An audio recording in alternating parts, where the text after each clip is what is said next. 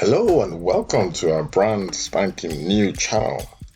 It's the Today in African History channel for the 11th of July. So this is only our 11th video. So if you are here for the first time, welcome to our brand new channel.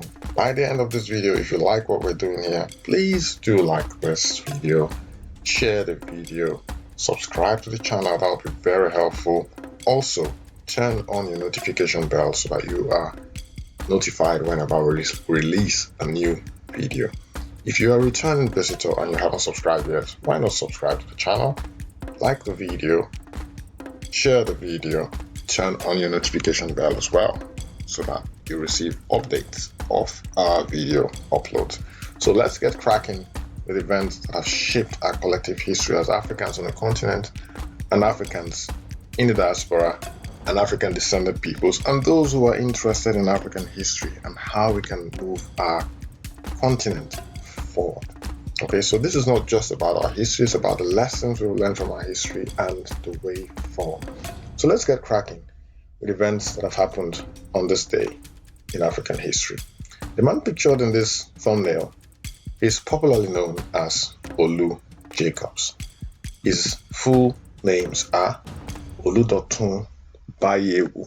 Jacobs. He is a celebrated actor and film executive from Nigeria, born on this day in 1942. So it's happy birthday, Mr. Olu Jacobs. He would be 81 today since he was born in 1942, and this is 2023 if my math serves me correctly. So Olu Jacobs has distinguished himself in Nollywood as the godfather, laying the foundation for many upcoming actors and actresses to succeed. After being moved by the yearly party given at the Colonial Hotel in Kano State, the late iconic filmmaker Hubert Ogunde, he decided to pursue acting full-time at the Royal Academy of Dramatic Arts in London. Olu Jacobs has been hailed by many as one of the greatest and most widely respected African actors of his generation. He is considered to be one of the most influential African actors of all time. So Mr. Olu Jacobs turned 81 today, the 11th of July, 2023. So once again, happy birthday, sir. If you're watching this, wish you all the best today and always. Also born on this day is this young man, Governor Udon Gabriel Emmanuel. He was born on this day in 1966 and is the outgoing governor of Akwa Ibom State of Nigeria. Akwa Ibom State is located in the south-south geopolitical zone of Nigeria. It is a very peaceful state. The people are very industrious. There's so many business and investment opportunities in Akwa Ibom State. So if you are from the diaspora and you are looking to invest on the African continent, this is a good place to invest in. It's one of the safest states in Nigeria. It is the cleanest capital city. Uyo is the cleanest capital city in Nigeria as of 2023. So go check Akwa Ibom out and see what opportunities are there for you. It's also an oil-rich state, so they have crude oil in the state, many oil companies in Akwa Ibom State as well. Okay, so moving swiftly on to the next event that happened on this day. The year was 2010 and the place was South Africa. So the World Cup final was held on this day in Johannesburg. With their victory, Spain became the first European team to win the World Cup outside of Europe, while Casillas received the Golden Glove as FIFA's best goalkeeper of the competition. Iniesta was named the game's man of the match. Staying in South Africa, on this day, the year was 1963, South African ANC members Walter Sisulu, Andrew Blangeni, and Govan Mbeki were arrested. This arrest led to what is now known as the Rivonia Trial, and it took place between the 9th of October 1963 the 12th of June 1964.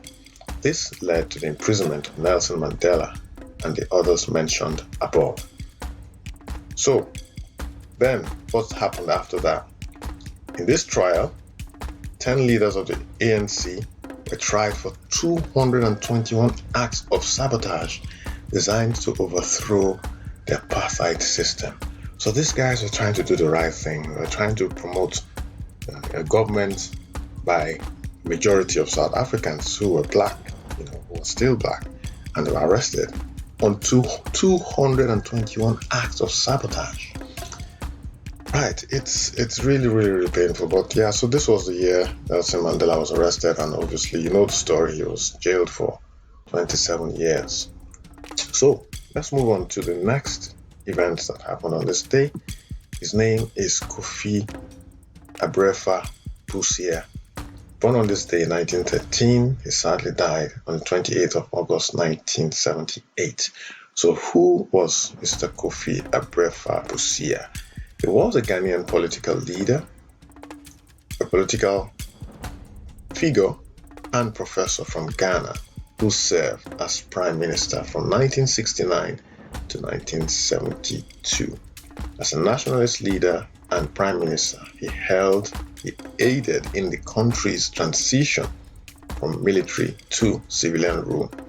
While he was in Britain for a medical checkup, the Army Colonel Ignatius Kutu Acheampong overthrew his government in 1972. Busia remained in exile in England and returned to Oxford University, where he died from a heart attack in August of 1978. So this is Mr. Kofi Abrefa Busia, or President Kofi Abrefa Busia, former president of Ghana, who died in exile in the United Kingdom in 1978. Let's move on to the next events that have happened, have shaped our collective history as Africans. This is Mohamed Elneny, born on this day in 1992.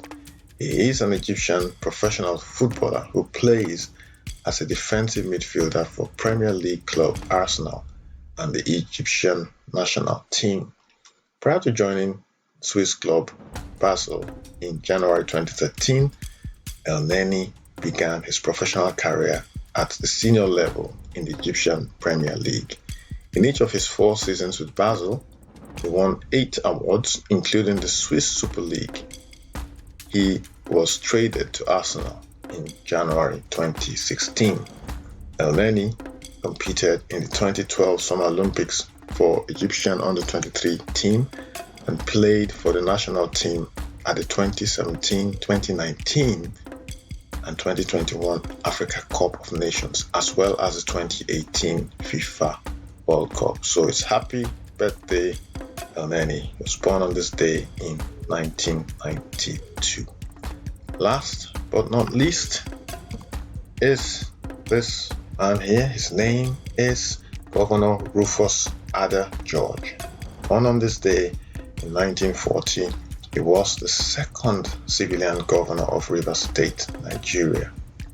From January 1992 to November 1993, he served as the Secretary of the State Government, Director General of the Works Directorate, and Director of Tribunals and Inquiries. Before being chosen as Governor of Rivers State, he served as the Deputy Managing Director of the investment firm Dangill Holdings Limited from 1984 to 1991. He's also a chartered accountant. So happy birthday, sir. Happy birthday, former Governor Rufus Ada George. Now, Rivers State, where he governed, is also, just like Akwa Ibom State, an oil-rich state located in the south-south geopolitical region of Nigeria.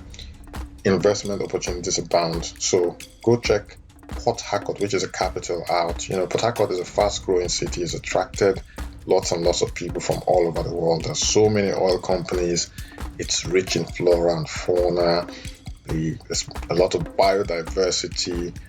People speak different languages, from Ijaw to Equatorial language, and these languages have dialects as well of their own. There's so many activities to do. There's a tourism, there's a big industry in Port Harcourt.